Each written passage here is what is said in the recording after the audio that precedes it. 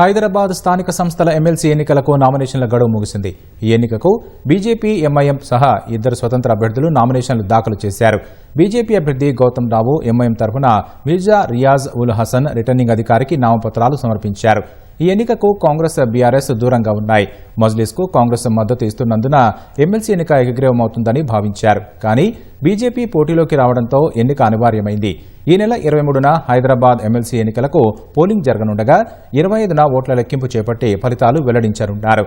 MLC ఎన్నికల్లో గెలుపుపై BJP, Majlis అభ్యర్థులు ఎవరికి వారే ధీమా వ్యక్తం చేస్తున్నారు. ఈ యొక్క ఎలక్షన్లో ఏదైతే ఎంఐఎం అభ్యర్థిగా ఉన్నారో అభ్యర్థికి వ్యతిరేకంగా భారతీయ జనతా పార్టీ మేము పోటీ చేస్తా ఉన్నాం. కాబట్టి ఇక్కడ ఉన్నటువంటి అందరూ కూడా ఇర్రెస్పెక్టివ్ ఆఫ్ పార్టీస్ మేము అందరూ కూడా అప్పీల్ చేస్తా ఉన్నాం. మా అభ్యర్థిత్వాన్ని బలపరచాలని చెప్పి ఆత్మ పరిశీలన చేసుకొని చేస్తున్నటువంటి హైదరాబాద్లో, తెలంగాణలో ఉన్నటువంటి ఎంఐఎం ఆగడాలు పురాగతులు అడ్డుకోవడానికి మేమంతగా కృషి చేయాలని చెప్పి ప్రజల ముందుకు పోతా ఉన్నాం. ఆ విధంగానే రాబోయేటువంటి ఎలక్షన్ కూడా తప్పకుండా మమ్మల్ని బలపరుస్తారని చెప్పి మేము విజయం సాధిస్తామని చెప్పి నమ్మకంతో ముందుకెళ్తాం.